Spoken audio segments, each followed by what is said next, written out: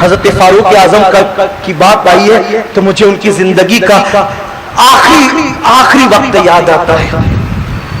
فاروق اعظم رضی اللہ تعالی، میرے آقا کے صحابہ میں عمر وہ ہے جس کو مراد رسول کہا گیا ہے. مراد رسول حضور نے جس کو اللہ سے مانگا تھا. سب خود سے آئے تھے، رسول پاک نے عمر کو مانگ کر لیا تھا. فاروق اعظم اس صحابی کا نام ہے، حضور نے ان کو مانگ کر لیا تھا. مراد رسول ہے عمر بن خطاب رضی اللہ تعالی. اور جب وہ مسلمان ہو گئے تو قدرت نے کہا حبیب تیرے لیے اللہ کافی ہے اور یہ سارے مسلمان کافی ہے. عمر آگے تو کہا کہ اب یہ سب تیرے لیے کافی. اب اگر کوئی مسلمان نہ بھی ہو تو کوئی نقصان نہیں ہوگا اسلام کو، کیونکہ عمر آ گیا ہے. اسلام کے پڑھنے میں عمر آ گیا ہے، اب اسلام کو کسی کی ضرورت نہیں ہے. یہ ہے فاروق اعظم. لیکن زندگی کا اختتام جس بات پر ہوتا ہے بہت دردناک بات. جب فاروق اعظم شہید، ان پر حملہ ہوا، شہادت کا وقت قریب آیا، فاروق اعظم کو ایک چارپائی پہ لا کے لٹا دیا گیا. امیر المومنین عمر بن خطاب کو ایک چارپائی پہ لا کے لٹا دیا گیا. فاروق اعظم چارپائی پہ لیٹے. حضرت کعب احبار کہتے ہیں ان کے بارے میں، حضرت کعب کہتے ہیں کہ آج بھی عمر کی پوزیشن یہ ہے. توریت میں لکھا ہے کہ اگر عمر کہہ دینا کہ مجھے نہیں مرنا، کعب احبار کہتے ہیں توریت میں ان کے بارے میں لکھا ہے کہ اگر عمر کہہ دے مجھے نہیں مرنا تو اللہ تعالیٰ ان کی مرضی پر ان کی زندگی بڑھا دے. جس کو یہ اختیار خدا نے دیا زندگی اور موت کے بارے میں وہ عمر ابن خطاب. یہ حال ہے خدمتگاروں کی تو سرکار کا عالم کیا ہوگا. کعب احبار دروازے پہ کھڑے ہوئے رو رہے ہیں. فاروق اعظم چارپائی پہ لیٹے ہوئے. اسی حالت میں امیر المومنین فاروق اعظم اپنے بیٹوں سے کہتے ہیں اے میرے بیٹوں، اے میرے بیٹوں، میرے شہزادوں، زندگی میں کبھی تم نے میری نافرمانی نہیں کی. چارپائی پر امیر المومنین لیٹے، زخم اتنا گہرا ہے کہ خون بہ رہا ہے. سیدنا فاروق اعظم اپنے بیٹوں سے کہتے ہیں میرے بیٹوں، میری زندگی میں کبھی تم نے میری نافرمانی نہیں کی. آج آخری مرتبہ ایک تمہیں حکم دیتا ہوں، اس پہ عمل کرو. بیٹے ہمتن گوش ہو گئے. آج کل کے بیٹوں کی طرح نہیں تھا معاملہ، وہ فاروق اعظم کے بیٹے تھے. اور فاروق اعظم کے بیٹوں میں بھی کون؟ حضرت عبداللہ ابن عمر جیسے لوگ. سیدنا فاروق اعظم نے کہا میرے بیٹوں، زندگی میں ہر حکم مانا، آخری وقت ایک حکم میرا اور مان لو. بیٹوں نے کہا ابا جی کیا بات ہے؟ فاروق اعظم کہتے ہیں کہ مجھے چارپائی سے اٹھا لو اور چارپائی سے اٹھا کر جو زمین، مٹی کی زمین ہے جہاں گرد و غبار ہے، مجھے وہاں پہ لٹا دو.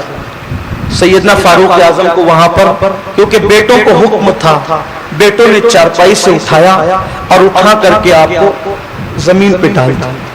آج کل کی زمینوں کی طرح فرش ٹائل وغیرہ تو نہیں ہوتی تھی، مٹی کی زمین تھی. دیواریں بھی مٹی کی تھی، چھت بھی مٹی کی تھے.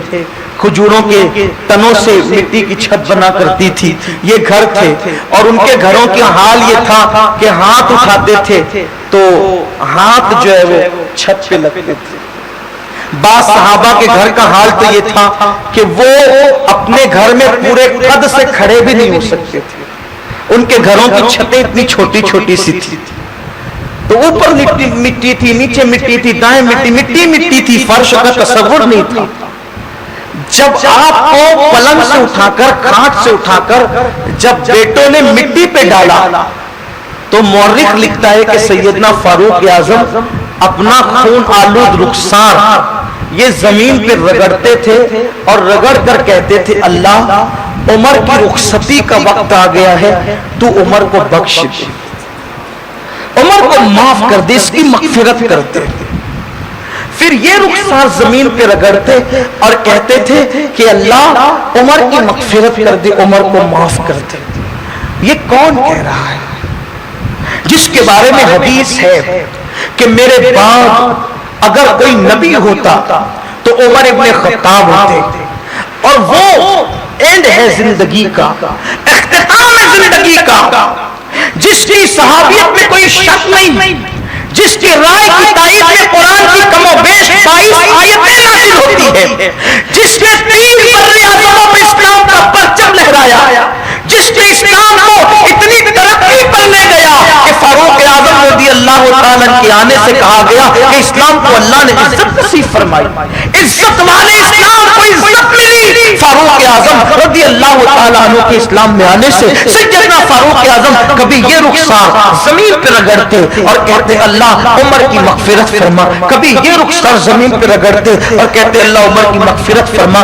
یہ منظر دیکھ کر بیٹے رونے لگے اور کہنے لگے، اب آپ کی شان میں منقبت پڑھنے لگے۔ بیٹے کہتے ابا جان آپ تو وہ عمر ہے جس کے لیے یہ حدیث ہے، آپ تو وہ عمر ہے جس نے یہ کام کیا، دین کا اسلام کا یہ کام کیا، یہ کام کیا، یہ کام کیا، یہ کام کیا۔ لوگ فاروق اعظم رضی اللہ تعالیٰ کی فضیلتیں پڑھنے لگے، منقبتیں پڑھنے لگے۔ سیدنا فاروق اعظم کہتے ہیں چپ رہو، خاموش رہو، یہ عمر کا آخری وقت آ گیا ہے، تم میری منقبتیں پڑھتے ہو، تم میری تعریفیں کرتے ہو، جبکہ اس دنیا سے جاتے وقت عمر یہ دعا کر رہا ہے کہ اللہ قیامت میں عمر کو کوئی مرتبہ بھی مت عطا کرنا اور عمر کی پکڑ بھی مت کرنا۔ اگر تم عمر کو برابر سرابر چھوڑ دے تو عمر کامیاب ہو جائے گا۔ آپ سوچئے یہ برابر سرابر چھوڑنے کی بات کون کر رہا ہے؟ کوئی مرتبہ بھی مت دے، فرماتے حضرت سے کوئی مرتبہ بھی مت دے اور میری پکڑ بھی مت کر، بس مجھے برابر سرابر چھوڑ دے تو میں سمجھوں گا کہ میں کامیاب ہو گیا۔ یہ سیدنا فاروق اعظم کی سوچ ہے۔ اور اپنا کیا حال ہے؟ ہم نے سارے اپنے جرائم کا ذمہ دار دوسروں کو قرار دیا ہے، ورنہ یاد رکھیں اگر مسلمان اللہ کے رسول کی نافرمانی، معصیت رسول، حضور کی نافرمانی اگر چھوڑ دے تو قتل کا ماحول، حالات کی نزاکتیں، مسلمانوں کا قتل عام، مسلمانوں کے ذلتوں کے دن انشاءاللہ یکسر خوشیوں میں تبدیل ہوں گے۔ لیکن بات اتنی ہے کہ ہم سب کو بدلنا چاہتے ہیں مگر خود کو نہیں بدلنا چاہتے۔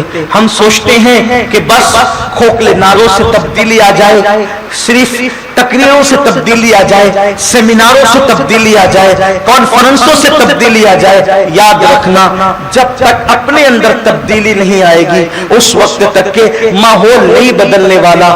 قرآن مسلمانوں کو پکار پکار کر کہتا ہے آؤ تمہارا دین بڑا خوبصورت ہے، تمہارا دین بڑا حسین ہے۔ اور حیرت کی بات یہ ہے کہ ایسا بھی نہیں ہے کہ ہم جس دین پر عمل کرنے کی بات کر رہے ہیں وہ مشکل ہو۔ پہلی بات تو دین مشکل نہیں ہے، الدین و یسر، دین آسان ہے۔ پھر اس کے بعد دین پر عمل کرنے سے ذلت نہیں بلکہ عزت ملتی ہے۔ یہ بھی آپ سوچ بدل گئی کہ مولانا داڑھی رکھوں گا تو کیسا لگوں گا؟ ارے میرے عزیز کیسا لگے گا؟ کیا تو نہیں جانتا کہ دنیا کی سب سے خوبصورت ہستی بغیر داڑھی والی نہیں بلکہ داڑھی والی ہستی تھی؟ حضور کے چہرے پہ داڑھی تھی۔ ارے جو حسن کی جان ہے، جو جان حسن ہے، ان کے چہرے پہ داڑھی تھی۔ پھر مسلمان سوچتے میں کیسے لگوں گا؟ اگر میں مصلی بچھا کر کے ریلوے اسٹیشن پہ نماز پڑھوں گا تو کیا لوگ مجھے بیکورڈ سمجھیں گے، مجھے ذلیل سمجھیں گے؟ اچھی طرح یاد رکھو رب کی بارگاہ میں جو جھکتا ہے قدرت اپنی عزت کی قسم اٹھا کر کہتی ہے جس کا سر میری طرف جھک جائے میں اس کو دنیا اور آخرت میں ذلیل نہیں ہونے دیتا۔ لیکن یہ شیطان جو اندر دل میں ہم نے بٹھا لیا ہے یہ شیطانی وسوسوں کا شکار ہے۔ یہ کریں گے تو میں کہتا ہوں ہمیں عزت اور ذلت سے کیا لینا، ہمیں تو اللہ اس کے رسول کے فرامین پر عمل کرنا ہے۔ اور جس نے بھی دین پر عمل کیا، دین پر عمل کر کے کوئی ذلیل نہیں ہوا۔ آپ مجھے ایک نام بتا دو جس نے دین پر عمل کر کے ذلت اٹھائی ہو، جس نے دین پر عمل کیا ہے قدرت نے اس کو عزت ہی عطا فرمائی ہے۔